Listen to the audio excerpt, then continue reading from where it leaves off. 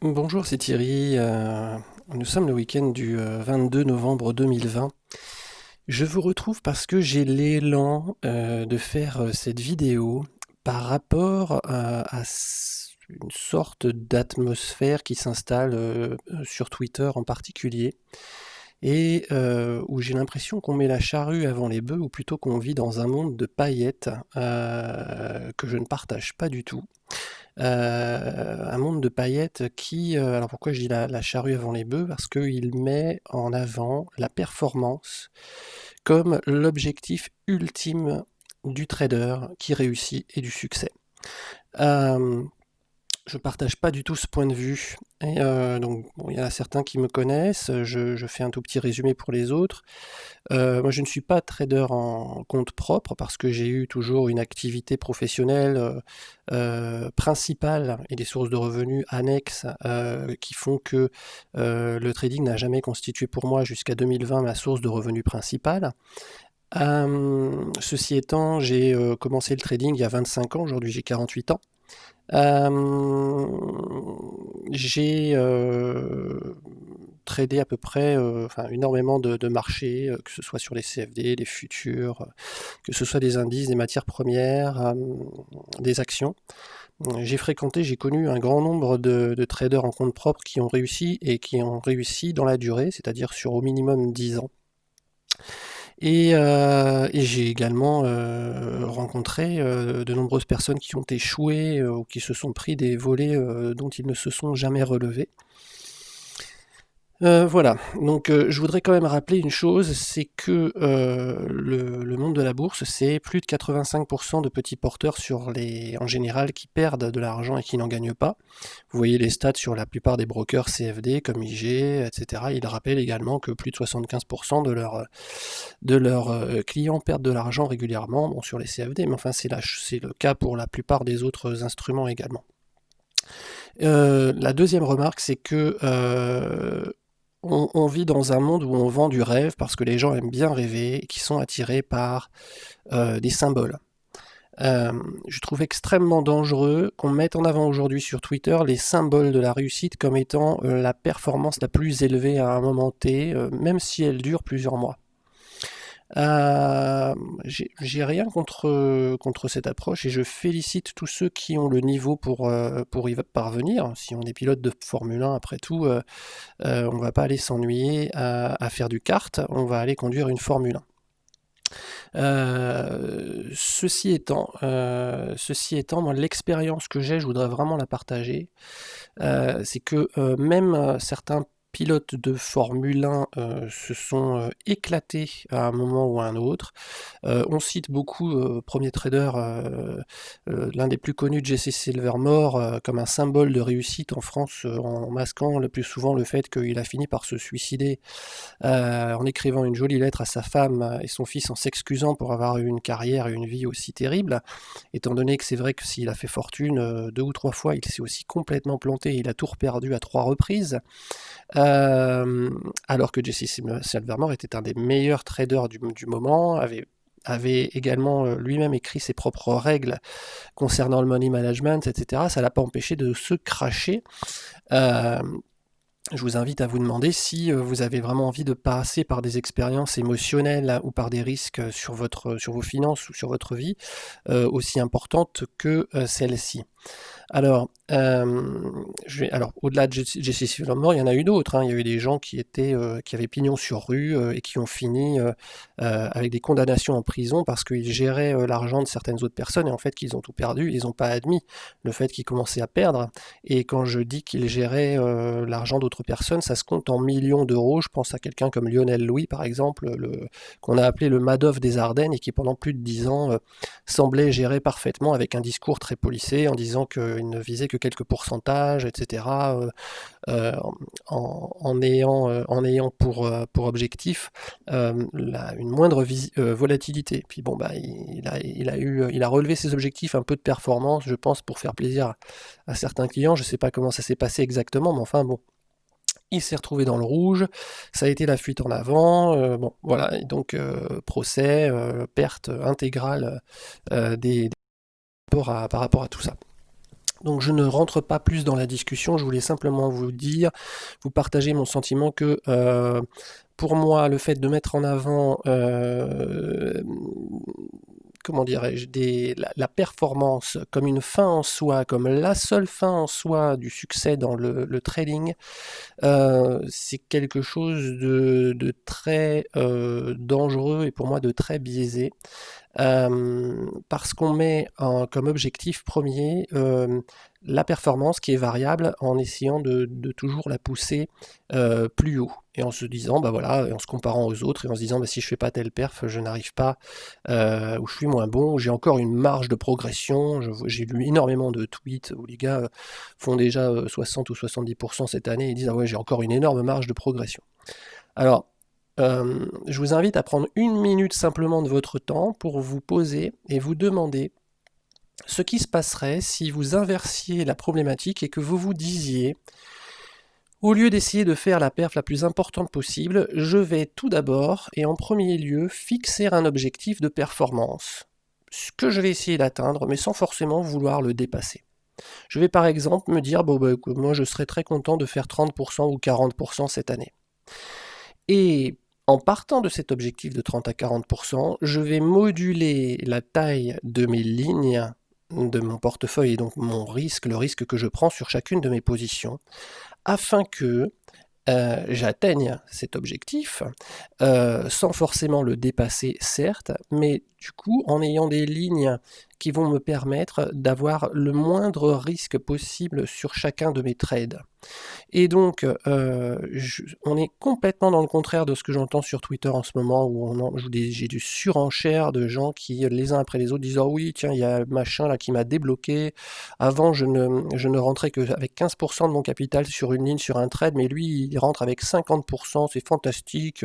J'ai un blocage mental. » Mais les gars, c'est pas un blocage mental, c'est une sécurité, c'est un verrou. Je voudrais quand même rappeler une chose importante, c'est que depuis le mois d'avril, où la plupart des débutants sont rentrés sur le marché et voient des performances hallucinantes, on est dans un contexte très particulier, post-crash du Covid, où tout se passe quand même assez bien, où il n'y a pas eu de poursuite de la correction et du crash. On a fait un plus bas au mois de mars, et depuis on remonte, d'accord, hein, le CAC était en dessous de 4000, on est à 5500.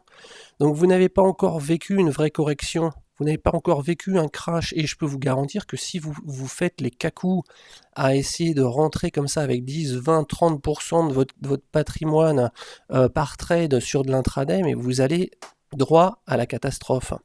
Donc, je suis désolé, j'ai un discours totalement minoritaire et contraire à ce que je vois circuler, mais je vais l'affirmer parce que c'est vraiment mon expérience et l'expérience d'autres traders en compte propre que je connais depuis 20 ans. Depuis 20 ans. Voilà. Qu'il soit français ou américain. Hein. Dan Norsini, trader sur les matières premières, les métaux précieux, traderdan.net, voilà, que je connais depuis 2008 également.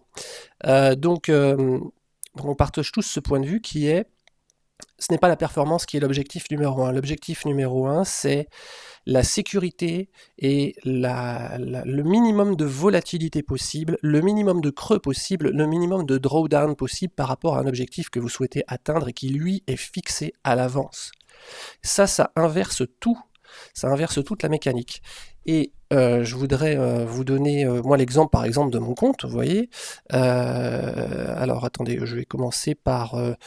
voilà, j'ai commencé par le mois de novembre, qui est superbe, hein, le mois de novembre, et d'ailleurs, j'ai pas beaucoup dérogé à mes règles de money management, et donc le mois de novembre, depuis le début du mois de novembre, on a un CAC qui fait 20%, et mon compte, pour l'instant, ne fait que 5,3%. Que 5,3%, on n'est pas en fin de mois.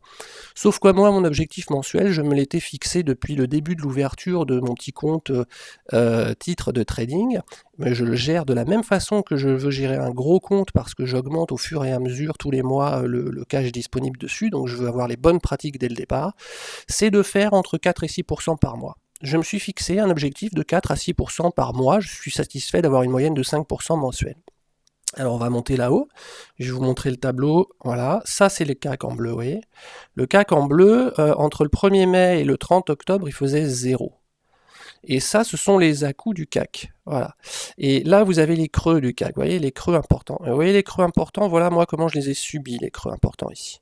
Voilà comment je les ai subis avec mon petit portefeuille qui prend un peu d'ampleur. J'ai commencé avec très peu, j'ai commencé avec 9000 euros. Et vous pouvez tous commencer avec ça. Enfin, tous, non, je suis désolé, il y en a qui ne peuvent pas commencer avec ça. Je suis désolé d'être même à 9000 euros. Enfin, vous pouvez, pour moi, c'est quand même une somme un peu minimale pour justifier le temps que vous allez passer à trader ensuite. Bon.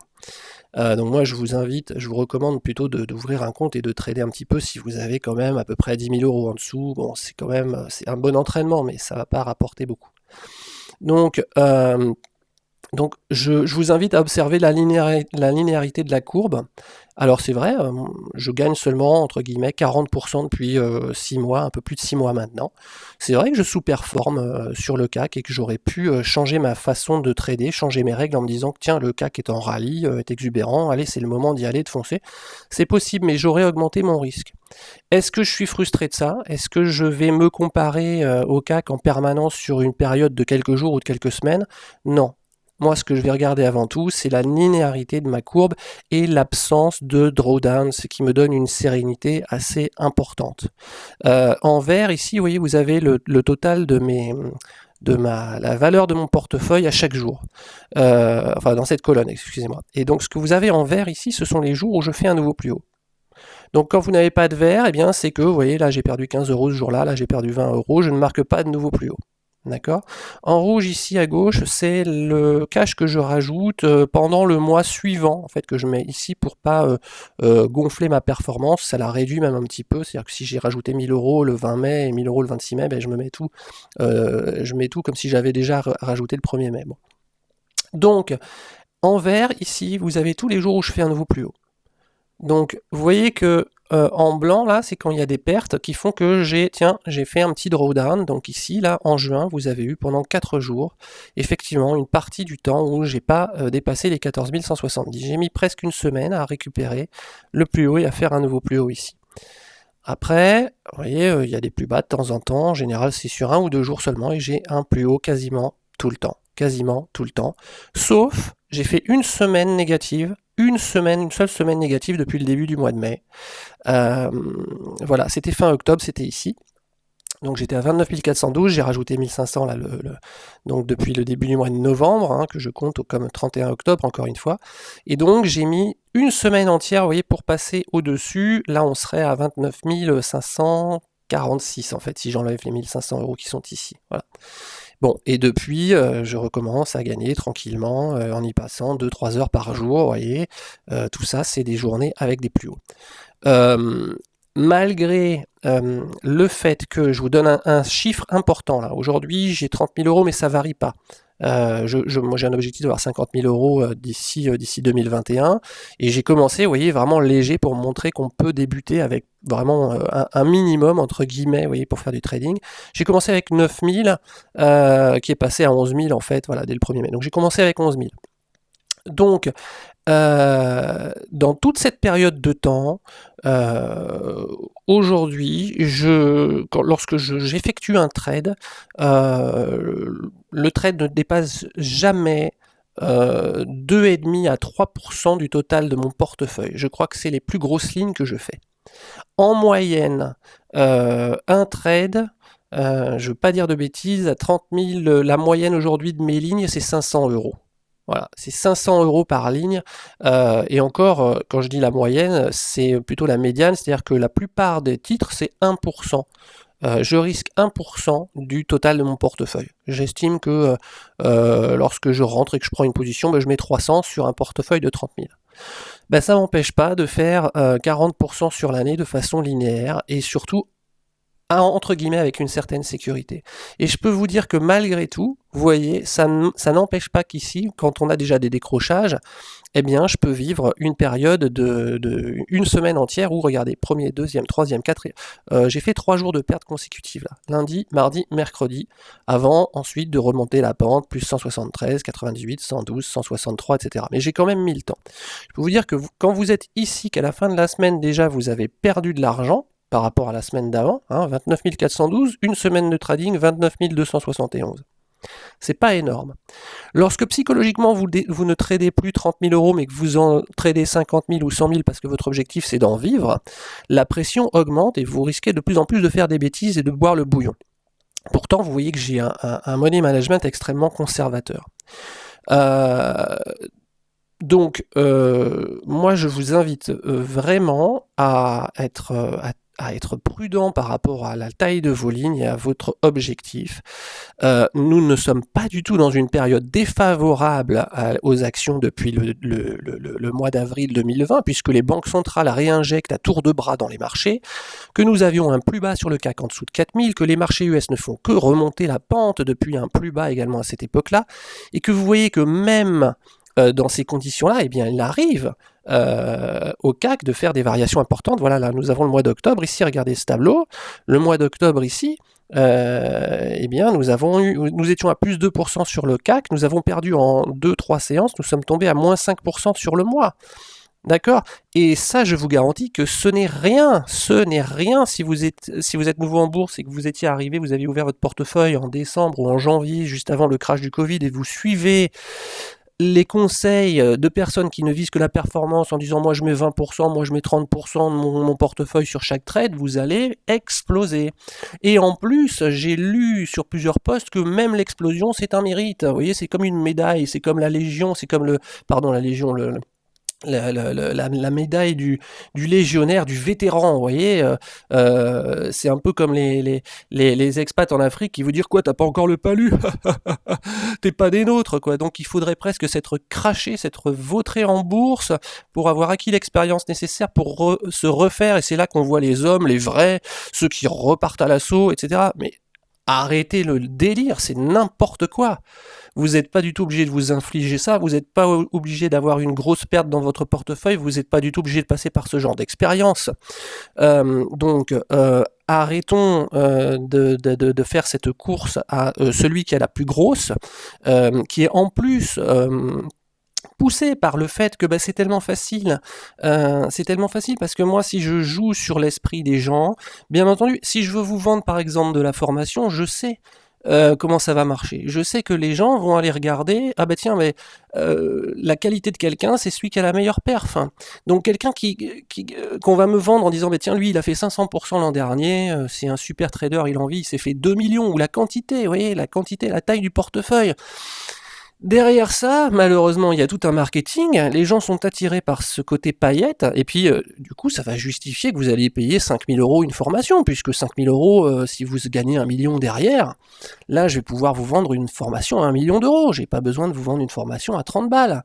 Vous voyez, problème du marketing aussi, le marketing, c'est toujours comment dirais-je, les gens associent toujours la qualité d'une formation à sa valeur en euros, c'est humain.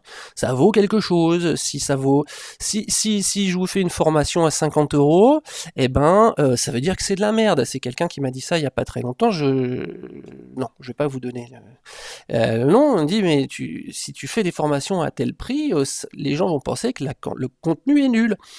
Ben oui, c'est possible. Je m'en cogne en fait. Et je dis pas d'ailleurs que mon contenu est exceptionnel, je suis pas en train de faire une vidéo pour vous vendre des formations que je fais à la plus chère est à 20 €, bon bref, c'est des webinaires, je ne prétends même pas que ce soit des formations. Je fais cette vidéo pour vous inviter à vous poser des questions et à faire le choix. Je vous invite pas à suivre non plus la façon dont je trade, elle vous conviendra peut-être pas, mais en tout cas à vous poser la question, est-ce que mon objectif c'est de poser comme un critère numéro 1 de réussite la performance et d'essayer toujours d'avoir une meilleure performance au détriment de la sécurité et en essayant toujours de relever les garde-fous pour jouer et trader des lignes de plus en plus importantes, quitte à me prendre une gamelle et à me relever. Est-ce que je suis capable d'assumer une telle volatilité qui pour moi, si on compare à des courses de voiture, c'est digne de la Formule 1 et du pilote de Formule 1, ou est-ce que je préfère être dans la sérénité? Est-ce que je préfère être dans la constance? Je pense que peux citer Gilles Leclerc qui travaille aujourd'hui à la bourse au quotidien et qui me dit, tu sais, aujourd'hui moi je fais du swing trading, je vise pas plus de un pourcentage un peu supérieur à 20% par an, mais c'est tellement tranquille et je profite de la vie. Donc je veux dire, je pourrais en citer d'autres, mais le but et de tous ces gens-là, c'est d'avoir un minimum de drawdown. Voilà, donc moi, vous voyez, sur cette performance, encore une fois, j'ai rien à vendre, hein, mais voilà la performance de mon portefeuille. Ce que fait le CAC là sur novembre, j'en ai rien à secouer. J'en ai rien à secouer. Je sais que même s'il y a un crash, et c'est pour ça d'ailleurs que j'ai commencé à mesurer mes performances à partir du mois d'avril, je me suis dit mais attends, finalement je vais quand même peut-être en faire une ou deux vidéos, ça va peut-être servir, parce que je suis sorti du crash Covid avec un léger pourcentage positif, alors que le CAC perdait 35%. Et je me suis dit, si je survis et que je suis capable même de gagner un peu d'argent sans y passer beaucoup de temps lors d'un crash pareil, j'ai peut-être un peu d'expérience à partager avec d'autres personnes, et là je pense que c'est le bon moment par rapport à tout ce que je dis sur Twitter pour écoutez, faire un petit peu mon empêcheur de tourner en rond, mais simplement m'inscrire en faux, voilà, par rapport à tout ce qui est dit. Ça fera pas plaisir, et puis comme je le disais sur Twitter, ça me fera pas augmenter beaucoup d'audience parce que c'est pas ce que les gens veulent, ça correspond pas au rêve. Mais pour moi, le trading, c'est pas du rêve, c'est pas un jeu, c'est d'abord la sécurité de votre capital, c'est la régularité, c'est avoir un minimum de drawdown, donc de perte au moment où les choses se passent mal. Donc voilà, je vous invite simplement à réfléchir là-dessus. Après, allez voir aussi les autres avis, faire votre propre opinion. Mais voilà, dans tout état de cause, je voulais quand même vous partager la mienne. Je vous souhaite d'excellentes investissements et un très bon trading, très bon week-end.